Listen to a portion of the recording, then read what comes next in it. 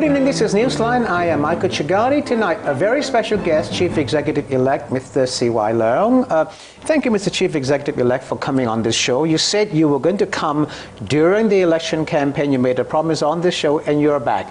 Thank you for keeping your promise. Thank you and welcome. Thank you very much. Now, you know, when we discussed this interview, things were going, well, not totally smoothly, but then quite okay. And then just a few days ago, on Thursday, two big bombshells hit you. One was a discovery of an illegal canopy at your home, and the other was the Legislative Council voted against fast-tracking your government restructure plan. I'm going to go with the government restructure plan first.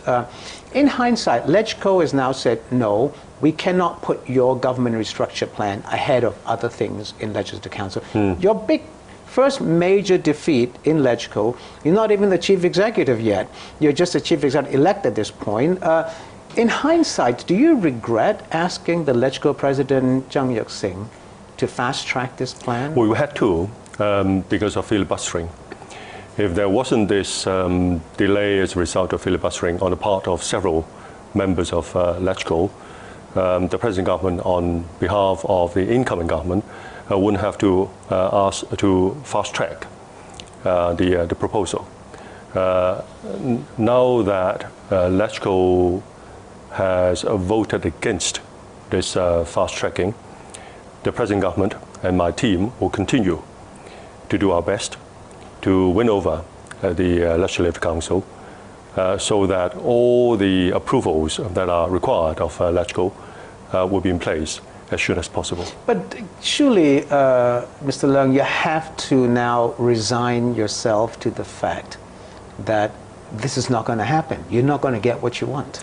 Well, if LegCo you must continues, be able to live with that, right? If LegCo continues to filibuster, there is very little the present government and myself can do. We'll continue to do our best. We'll continue to answer all the questions, be they oral or written, of LegCo members. No matter how repetitive the questions and the answers are, we'll continue to do that. If filibustering carry on, I think the chance of getting the new structure of government in place before the 1st of July will be slim. Can you live with that? Well, we have You to. say it will be slim. Can you live with it? We have to, because we have to look to LegCo to pass the proposition. So it is a question whether we like it or not. No, but if it doesn't pass, can you live with it? It will not be ideal. Put yourself in the position of, for example, the incoming Secretary for the Housing, Lands and Environment, Lands and Planning Bureau. We know how important the question of housing and lands are. You join government on that basis, and for a few weeks, and it could be a few months, you will be in a bureau that's known as Transport and Housing. You're not really doing what you're supposed to do. And not for long. So what do you do during that period of a few weeks or a few months? Should you really sort of push forward the initiatives that we need in the transport arena or not? So it's far from being ideal. I know, it's far from being ideal, but I'm going back to the question, you're going to have to face up to reality and live with it, right? If it doesn't pass. And it's not likely to pass. You said yourself it's going to be very slim. If the proposition is not passed by LegCo before the 1st of July, I think it will be a reality that there will be 12 bureaus, some organized differently compared to what I proposed in my manifesto and accepted by nearly everyone in Hong Kong, because during the election period and after it, until very recently, I never came across any opposition or objection to the proposition to reorganize government secretariat to make it all more effective and efficient. And if LegCo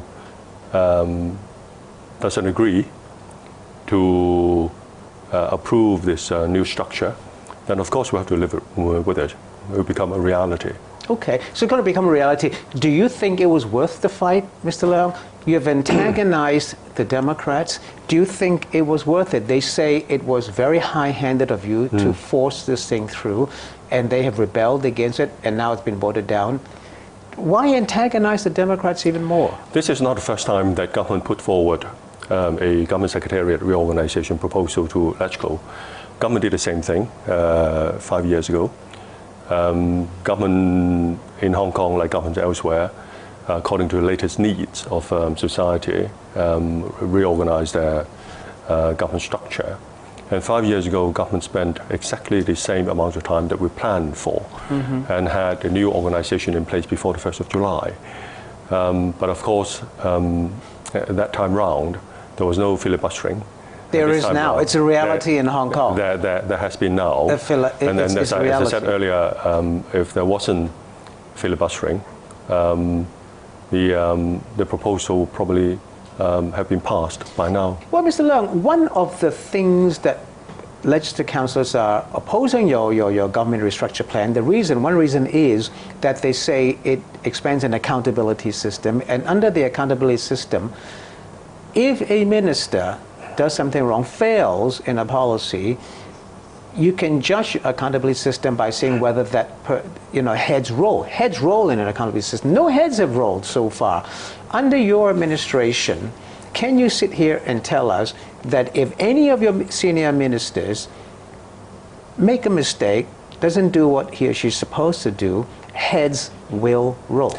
I will hold, as the public will hold, my political team, the political appointed officials, politically accountable.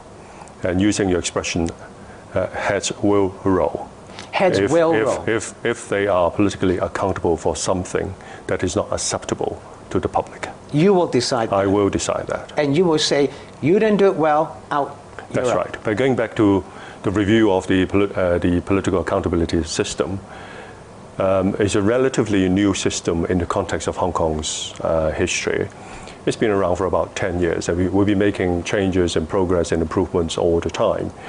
When I proposed this new government secretariat structure about 7-8 months ago, until very recently in LegCo, no one has asked for a political accountability system review. No one has asked for public consultation on the proposition.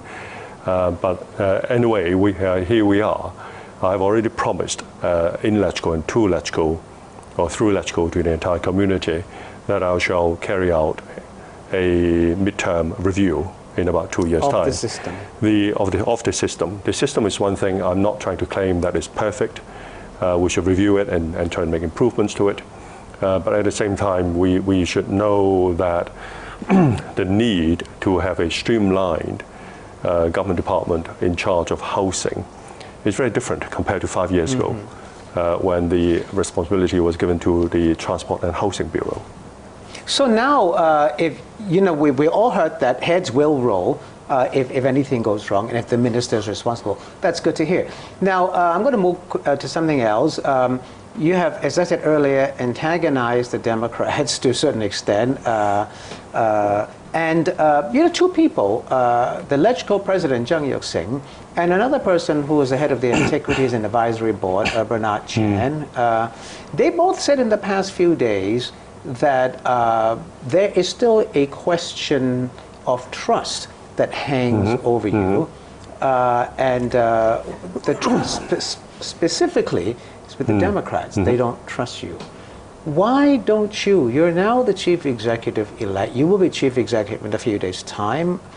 Reach out to the Democrats and say, let's work together. I have, over the years, in my capacity as I meant now as the chief executive.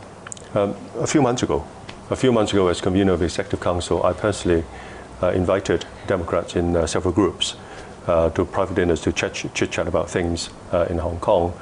It would be very nice, from my point of view, to have a return invitation. They have not invited you. I very much look forward to that. That doesn't matter. I might Why don't you think they didn't invite you? I'm not sure. But they don't trust you. But that's well before I declare my candidacy, and that's before I became chief executive-elect. But that doesn't matter. I'll try to foster a working relationship with all in Hong Kong across the political spectrum. As far as I'm concerned, I'm chief executive-elect for the whole of Hong Kong. I shall work with the whole of Hong Kong across the entire political spectrum for the overall benefit of Hong Kong. Why don't you think they're reaching out to you? Why don't you think they're reaching out to you? You say you'll reach out to them. Yeah. They're not reaching out to you too. Why do you think that is so? Well, I'll keep on trying. I wouldn't speculate, but I shall keep on trying to reach out to them. As I said, I perfectly understand that under the present system, I need the support and cooperation of all in LegCo and outside LegCo across the entire political spectrum. Okay, now, I said earlier, 2 big bombshells hit you in the past few days ago. What does it tell you about Hong Kong? Are Hong Kong politics becoming too mean? Did those 2 things shock you into the reality of Hong Kong today? Well, I've been in politics and public service for over 20 years. Things have been changing, but what happened in the past few days do not shock me. I'm well prepared for this. I'll take it in my stride. Do you like what's happening in Hong Kong? The way our politics are evolving? Do I like it? My answer would probably be this. Instead of saying whether I like it or not, the hotter the kitchen gets, I think the kitchen needs me and people who are committed to serve Hong Kong more. And you think you can be in that hot kitchen and deal with it? I am. Okay. Now, one last thing on this issue of the legal structure, which is just a small glass canopy, as far as I can understand it. One of the Legislative Council says on your illegal structure that the Buildings Department should investigate. Would you welcome such an investigation? I do. In fact, there have been. They were there on Thursday, the day after I demolished the glass canopy. And so you don't mind if they say, we're going to look at this? Not at all. I'll follow exactly what the building regulation require me to do. And that's the reason why I demolished it as soon as I was told that the installation of this 100 square foot odd glass canopy needed a building plan approval. As soon as I was told that within hours, the whole canopy came down. All right. More of Newsline soon. Don't go away.